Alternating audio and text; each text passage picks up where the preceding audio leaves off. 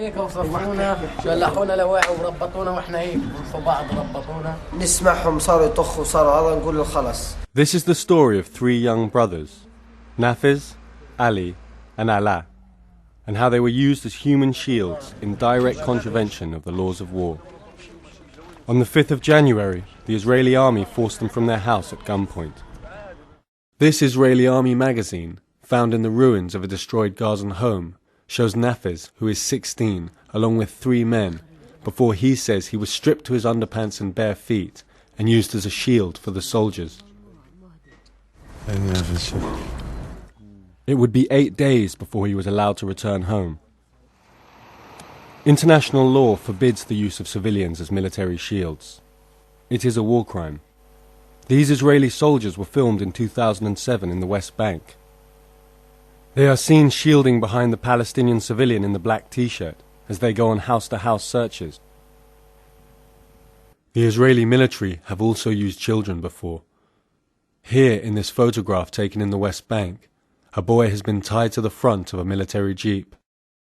The youngest of the three brothers, Alaa, is just 14. وقفونا على الحيط نزلوا فينا ضرب شلحونا أواعينا. حرقونا وحرقوا الجوالات قدام واحنا بنطلع فيه. Their mother Nisreen watched her sons being taken away. أنا شفت الشوفة لقيت بطلت أجمع يعني حسيت إن أولادي راحوا. بتطلع في الجندي بيقول لي أنت حماس بقول له لا أنا مش حماس. إحنا مزارعين وأنت جاي تشطر على مزارعين. The Israeli army was searching for Palestinian fighters. بعدين بقوا ياخذونا يعني على الدور كضراع بشري إلهم. بقوا يخششونا في الدور.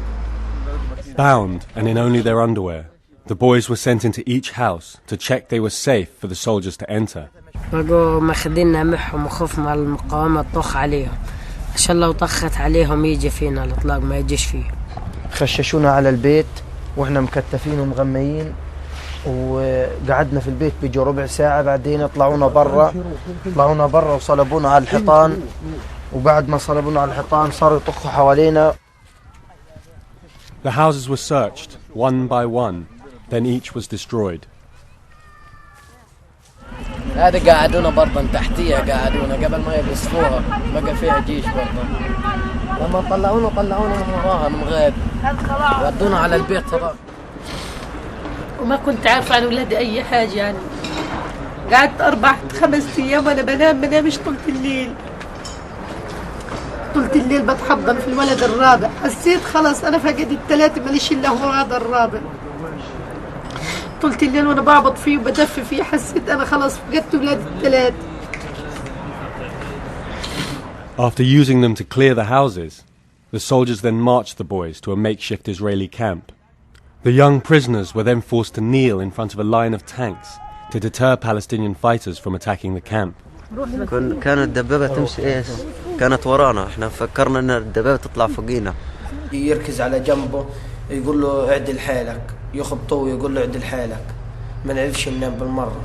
بعد يوم ونص حوطوا علينا سلك وبعد ما حوطوا علينا سلك يعني صارت تقع الشظايا تاعت القذايف علينا وفي حجر بطوم طار علينا من غاد ووقع حيو عنا هان. Ali and Alaa were released into their neighborhood.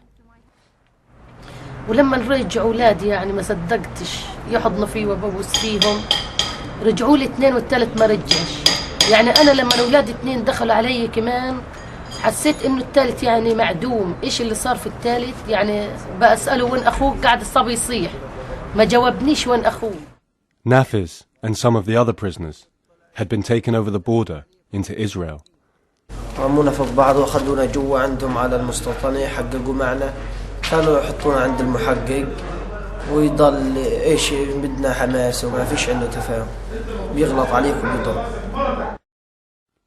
Nafiz was later taken back to Gaza and released.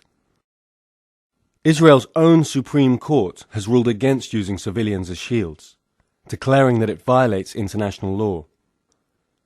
In their defense, the Israeli army has accused Palestinian fighters of using their own people as human shields. But investigations by Amnesty and Human Rights Watch have found no evidence to back up these claims.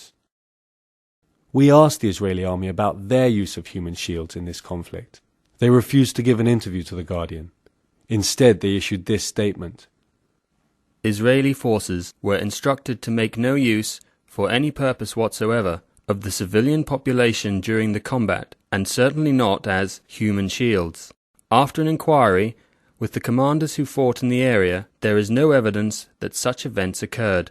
Anyone who chooses to accuse the IDF of these acts creates an incorrect and false impression of the IDF and its soldiers, who act ethically and in accord with international law.